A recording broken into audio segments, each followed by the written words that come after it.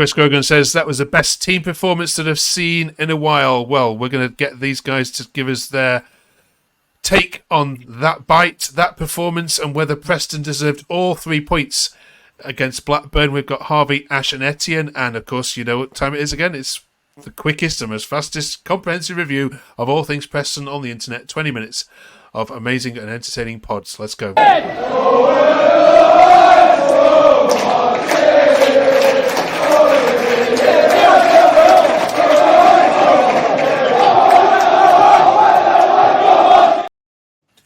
All right, we're going to jump straight into it. We've got right backs to talk about. We're also going to review, obviously, the Blackburn game. We'll look ahead to the next game as well. And we're also going to ask Ash about his history of supporting Preston. So let's jump straight into it. Etienne, we'll start with you this week. You deserved to win that, didn't you?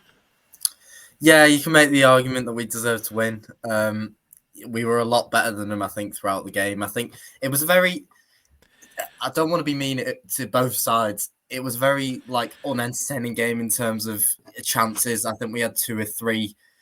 Maybe Hughes he got a bit unlucky with the way that header was going and Pears got to it. But at the end of the day, Rovers didn't really create anything. Dolan missed a sitter. But at the end of the day, we probably should have won that game. I asked you to make it entertaining for us last week. You didn't quite fulfill that mandate. Ash, for you, which players stood out in terms of their performances? Ali McCann would be number one. Boy, was unbelievable. And Liam Lindsay absolutely bullied their strikers. I was really impressed with him. But I think all around the whole team was pretty good, to be honest. I mean, we just missed that killer instinct. But definitely those 2 were just out of this world. I think it's fair to say, isn't it, Harvey, that tactically Heckingbottom got that absolutely spot on. Yeah, definitely. I think the game plan, I think it worked to a T. I think I was really surprised. Even with 10 men, you could see that in the second half, the substitutions were still attacking.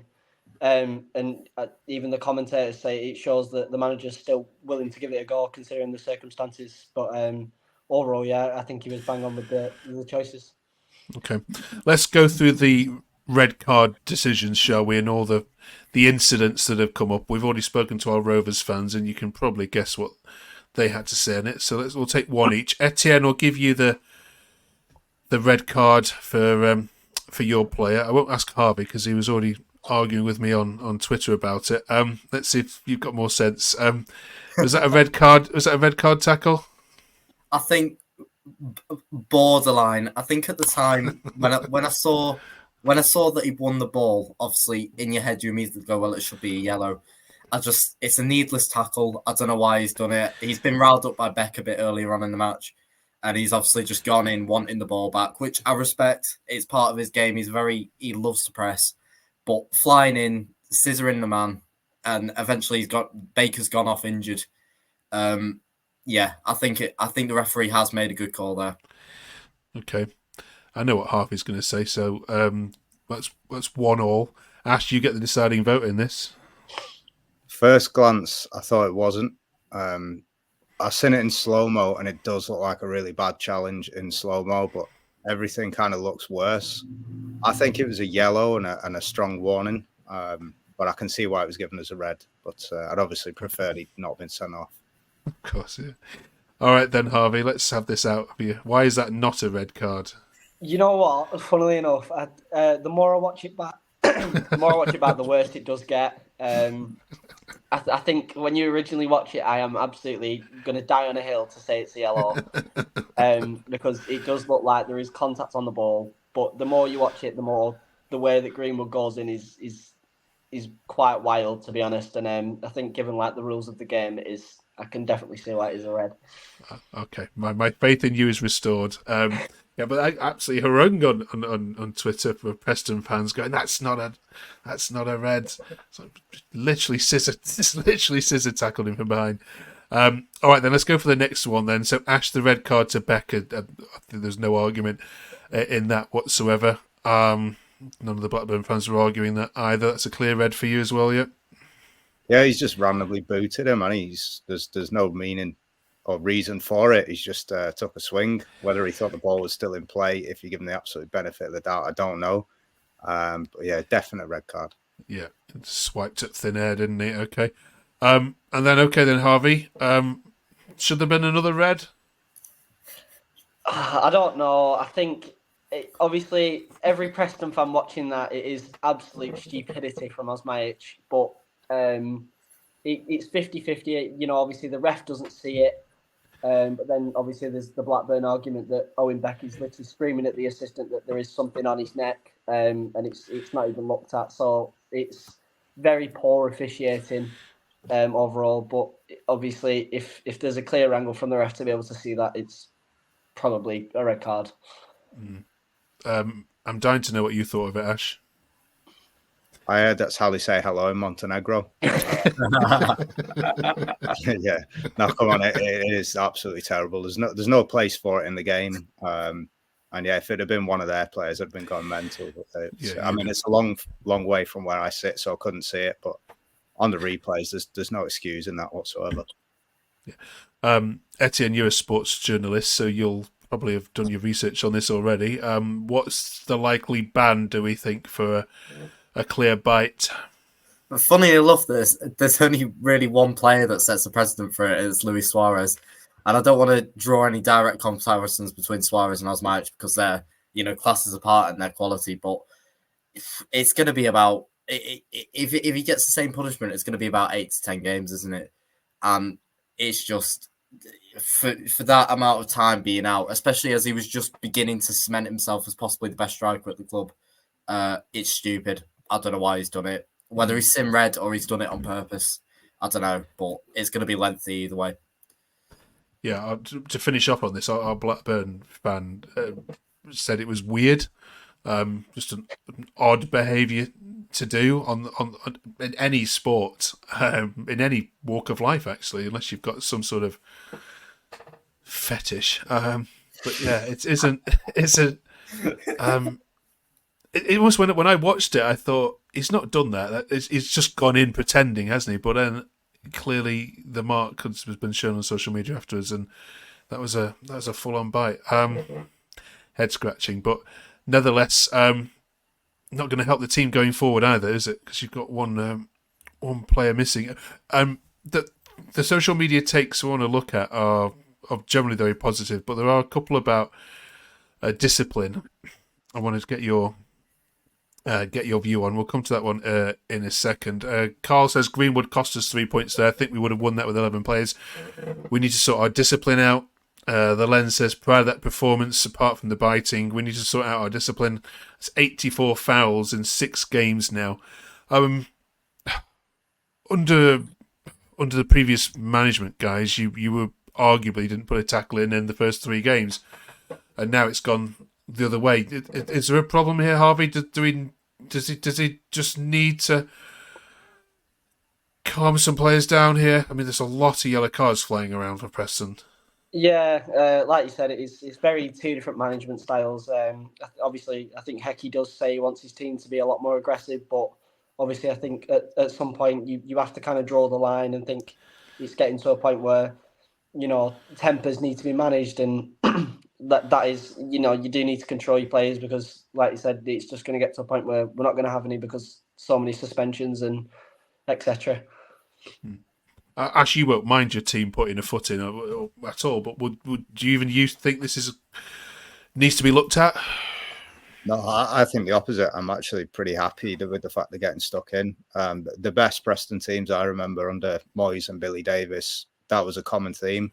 We were physical. We used to scare teams off the park a lot of the time, and we've missed that for nearly 3 years, probably longer.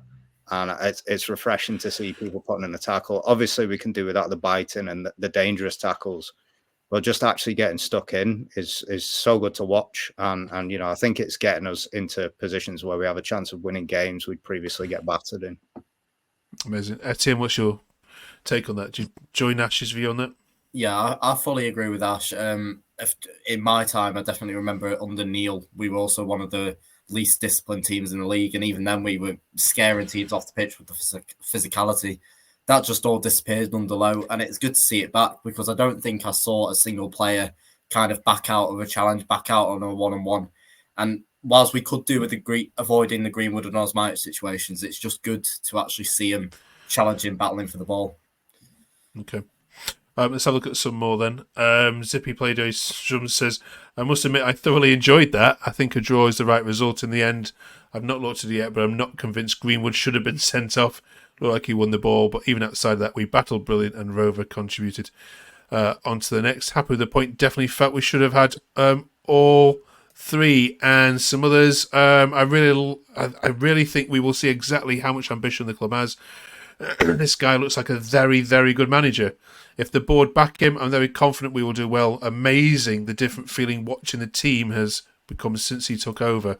Do you all feel that when you go to Deepdale that there is a whole different feeling around the ground, watching the team play? There's a togetherness. It's not just a style of play. It is actually, it's actually made you enjoyable to watch and to watch football again. Harvey?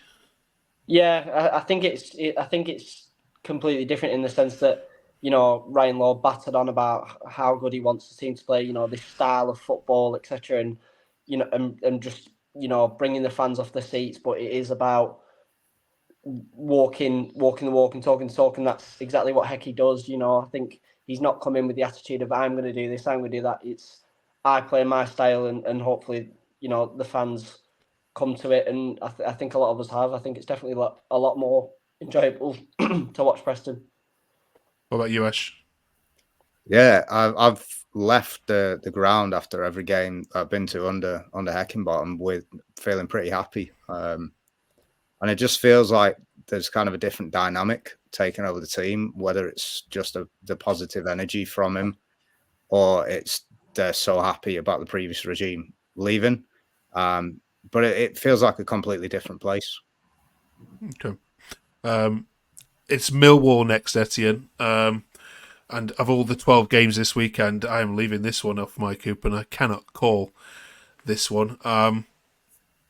Two teams very similar supposing approaches. And if there's ever going to be a red card, it's probably going to be here. How do you rate Millwall, and would you take a point now? I always get a bit scared when we play Millwall because I don't really ever remember us getting a result against them. Especially, the good thing is Ian Fleming's gone, so we're not at risk of him scoring another hat-trick against us. But at the same time, we're kind of both clubs are in similar situations. I'd take a point, but again, it's a case of I don't think Millwall are so good that they're going to go and batter us. So I think 3 has to be on the table. I think we have to go for it. Okay, Harvey. Yeah, I agree. I think as much as you can be happy to take a point, I think it is ever so slowly creeping up to that part of the season where picking up 3 is going to be a lot more valuable, especially in the position that we're in. Like you say, it's 2 very close teams. I think the exact same record in the league, other than they've got more goals. So it is just about implementing the style under Hecky and just trying to get some goals in the net, to be honest. Okay, all right then. We have been looking at with you the last couple of weeks at goalkeepers. We've done that. We've done. How's Woody doing? Better. Yeah, it was all right. Weekend. Yeah. It was all right. All right, we'll keep asking. We've done central defenders. We've done left backs, and we need to finish off the full set now by looking at right backs. Here's what transfermarket.com have you down for. And my standard question continues. Ash, we'll go with you first. Then, in terms of right backs, how do you see Preston's strength and depth?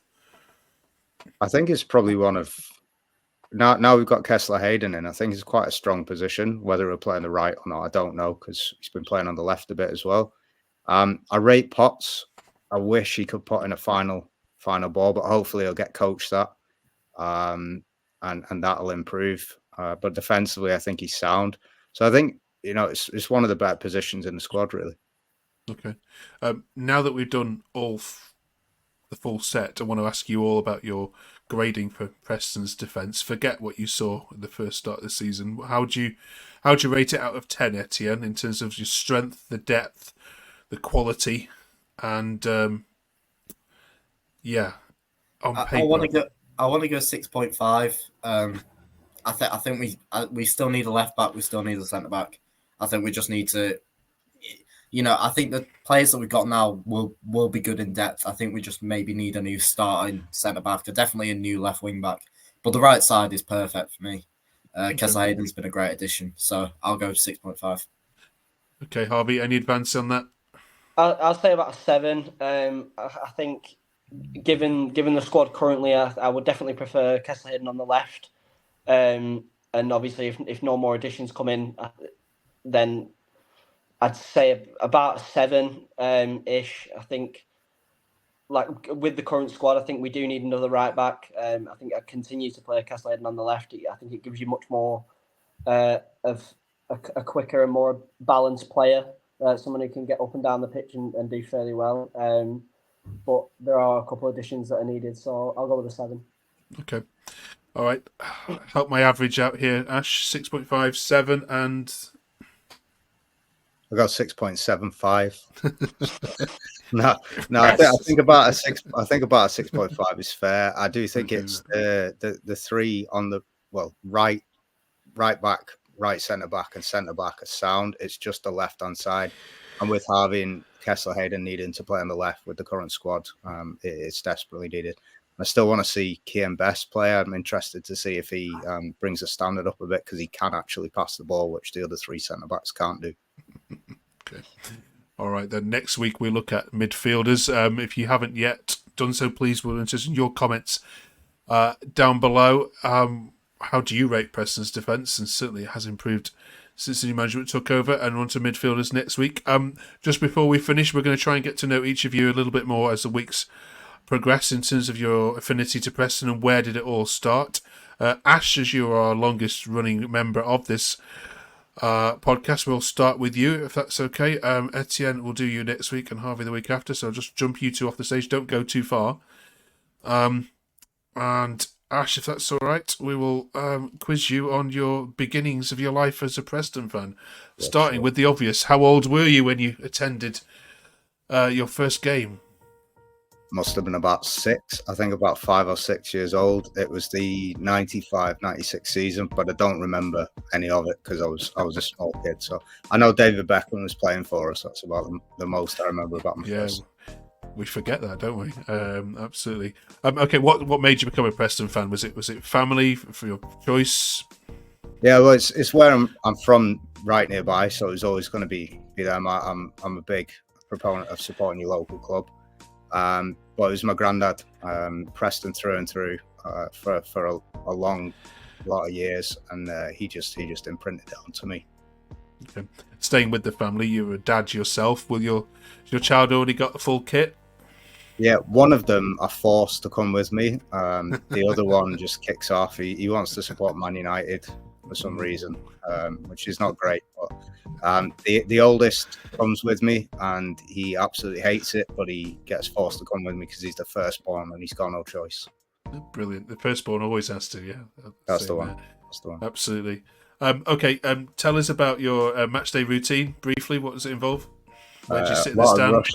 Yeah, a lot of rushing about. So we live in Bolton, so I get a train.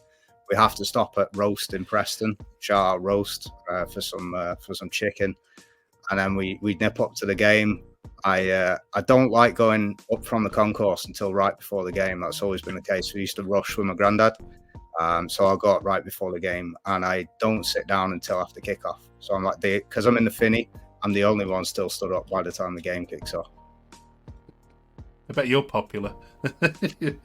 I once got shouted at to sit down because I was stood up when we had a penalty. So that explains the kind of stand we're in. Favourite players growing up? So I'm stuck on this. I heard you ask this to the Blackburn fans previously, and it's a tough one for me. It's kind of I've got a 3-way tie, and I can't be between the three. So it's Lee Cartwright, Danny Dichio, and Chris Sedgwick. But Lee Cartwright was the first, so I'm going to go with him. Okay, Danny Dichio was some player, I remember. Yeah, I love that. Absolutely. Favourite away day? Blackpool 2008. We beat them 3-1. I have a mate that's a Blackpool fan. They were 1-0 up at half time. He rang me, Mystic megged it, and said we're going to score 3 in the second half and win. And that actually happened. So I'll remember that one forever. Okay. And finally, then, what's the best ever footballing memory you've got with Preston? So again, I'm going to cop out, and there's actually two moments. The first one will be the playoff semi-final in 2001 against Birmingham. Getting the last minute goal and then winning on penalties was unbelievable. And the second one is the Tom Clark goal against Blackpool, because it was on my birthday, and we knocked him out of the cup. That was superb. Brilliant. But it's always against the local rivals, isn't it? We remember well. My favourite is beating Liverpool as well. Great. Okay, thanks so much, Vash. Really good sport, that one. Etienne, be thinking of the answers for next week on that one. And thank you all for watching us. We're really, really happy with all the comments and the views we're getting. We know there's tons of other longer Preston podcasts you can listen to, but this is 20 minutes of just sheer passion and sheer thoughts on all things Preston. Thank you very much for watching. We'll see you next week on the other side of the Millwall result. Have a great week, everyone.